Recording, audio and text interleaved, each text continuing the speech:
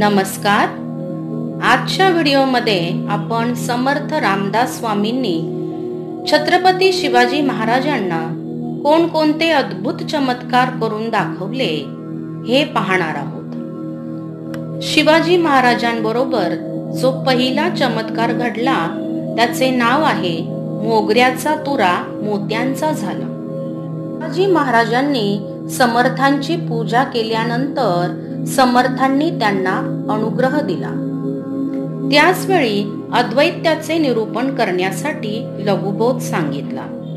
तो ऐकून शिवाजी महाराजांना समाधी लागली. ती विसर्जन करविल्यानंतर श्रीफळ, मुठभर माती, 2 मुठी लीद आणि 4 मुठी खडे याप्रमाणे प्रसाद पदरात घातला. असा प्रसाद देण्यातील भावार्थ शिवाजी महाराजांनी पुढे मातोश्रींना सांगितला आहे. नंतर राजेश्रींनी समर्थांना विनंती केली, निरंतर चरणांच्या सान्निध्य राहण्याविषयी आज्ञा व्हावी. समर्थांनी मंद हास्य केले आणि म्हणाले, शिवबा, राजाला क्षात्रधर्मच उचित आहे. त्यांनी देवा ब्राह्मणांची सेवा करावी, त्यापासून मोक्ष प्राप्ती होते. असे म्हणून राजधर्म आणि क्षात्रधर्म असे 2 नवेच समास करून त्यांनी राजश्रींना ऐकविले. ते ऐकून शिवाजी महाराजांना परम संतोष झाला. सर्वांच्या पूजा झाल्यावर समर्थांनी कल्याणांना सांगितले, सर्वांना बरोबर घेऊन गावात जावे. शिवरायांना आज प्रसाद झाला हा श्रींचाच आहे ही खात्री पटावी म्हणून श्रींकडून आणखीन काही प्रसाद मिळण्यासाठी प्रार्थना करावी. मग मिळेल तो प्रसाद राजश्रींना द्यावा आणि त्रिरात्र ठेवून घ्यावे. आम्ही उद्या येऊ. इतके सांगून स्वामी डोंगरात निघून गेले. आज्ञेप्रमाणे कल्याण स्वामी शिवाजी महाराजांना सर्व मंडळींसह चाफळला गावात घेऊन आले. श्री रघुपतींचे दर्शन करून समर्थांनी सांगितल्याप्रमाणे हात जोडून राजेश्रींना श्रीरामांकडून प्रसाद मिळावा अशी प्रार्थना केली आणि महाराजांना हात पसरण्यास सांगितले. तर रघुपतींच्या मस्तकी मोगऱ्याच्या कळ्यांचा तुरा होता. तो छत्रपती शिवाजी महाराजांच्या हातात पडला. कल्याणांनी तो राजेश्रींच्या पगडीत खोवला. महाराजांनी सद्गदित अंतकरणाने नमस्कार घातला.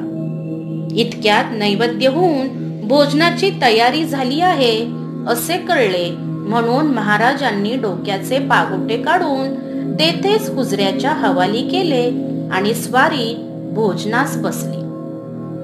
इकडे महाराजांचे पागोटे हुजऱ्याने प्रसादाच्या तुऱ्यासह सरपोसामध्ये बांधून ठेवले. भोजन झाल्यावर महाराजांना पागोटे घालायला दिले. पाहतात तो मोगऱ्याच्या कळ्यांचा तुरा होता. तो पूर्णपणे मोत्यांचा झालेला.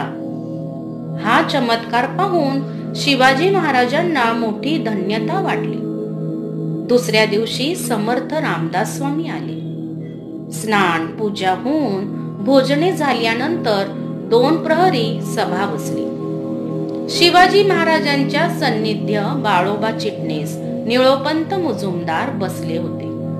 त्यांना समर्थांनी आपल्या जवळ हाक मारली आणि म्हणाले, तुम्ही स्वामींची सेवा करीतच आहात आणि कुलीनही आहात. तथापि सेवा धर्म कसा असावा तो आता ऐकावा. आज्ञा म्हणून उभयताही श्रवण करण्यास बसले. तेव्हा सेवक धर्म म्हणून एक ओवीबद्ध समास सांगितला. तो संपूर्ण झाल्यावर समर्थ म्हणाले, हा केवळ तुम्हालाच लागू आहे असे नाही, तर हा धर्म सर्वांनाच लागू आहे. त्यावर सर्वांनी हात जोडून विनंती केली, आजवर यथाशक्ती सेवा करीत आहोत. सेवेत अंतर पडले नाही आणि पुढेही पडणार नाही. न कळत अंतर पडल्यास क्षमा आणि शिक्षा करण्यास स्वामी समर्थ आहेत. समर्थांनी तथास्तु म्हणून सभा विसर्जित केली. तिसऱ्या दिवशी सैन्यासह सर्वांस महानैवेद्य आणि भोजन प्रसाद झाल्यानंतर 3ऱ्या प्रहरी सभा बसली. समर्थ पृथक आसनावर बसले होते. तेव्हा राजेश्री म्हणजे छत्रपती शिवाजी महाराज यांनी प्रथम पासून झालेला वृत्तांत समर्थांच्या चरणांपाशी निवेदन केला. त्यावर समर्थ म्हणाले, तुमच्या हाताने श्रीरामचंद्र म्लेच्छांचे निवारण करणार आहेत. महाराज म्हणाले, आजपर्यंत झाली तशी श्रींची सेवा केली आणि पुढेही करवतील तशी करी. नंतर समर्थ उठले आणि सभा बरखास्त झाली. चौथ्या दिवशी भोजनोत्तर महाराजांना समर्थांनी निरोप दिला. तेव्हा राजेश्रींनी प्रार्थना केली, समर्थांचा बोध अंतकरणात ठेवला आहे. चरणकृपे करून सेवा घडणे असेल ती घडेल. तेव्हा समर्थ किंचित हसून म्हणाले, आम्ही बोलून चालून अरण्यवासी, असा नेम कसा चालेल? मातोश्रींसाठी तीर्थ घेतले आहे, त्यातच गंध उगाळून ते ताईतात ठेवावे आणि ताईताची पूजा करून तीर्थ घेत जावे आणि त्यास नैवेद्य अर्पण करून प्रसाद घेत जावा. राजश्रींनी आज्ञेप्रमाणे करतो असे म्हणून आणखी विनंती केली.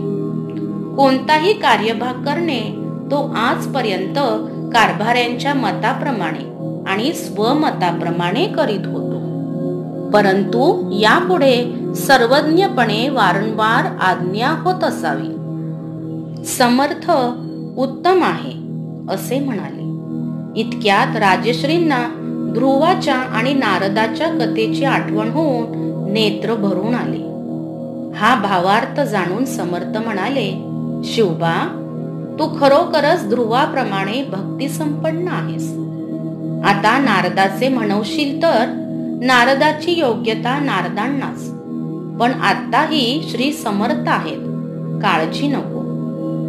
राजश्री म्हणाले, परंतु मजला आपले नित्य दर्शन होत असावे एवढीच विनंती आहे.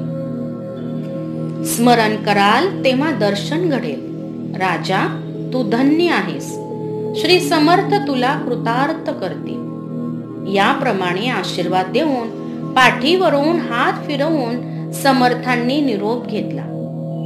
राजश्रींनी पुनरपी एकदा चरणांवर साष्टांग नमस्कार घातला आणि समर्थांचे वर्णन करीत करीत स्वारी प्रतापगडास गेली.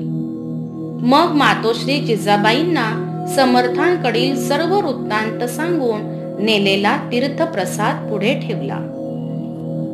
समर्थांनी त्यांना दिलेले श्रीफळ, मुठभर माती, 2 मुठी लीद आणि 4 मुठी खडे याचा अर्थ राजेश्रींनी जिजाबाईंना सांगितला तो असा: मातीच्या योगाने भूमी हस्तगत होईल, लिदीच्या योगाने मोठे अश्वदळ माझ्या पदरी राहील आणि खड्यांच्या योगाने अनेक किल्ले मला प्राप्त होतील.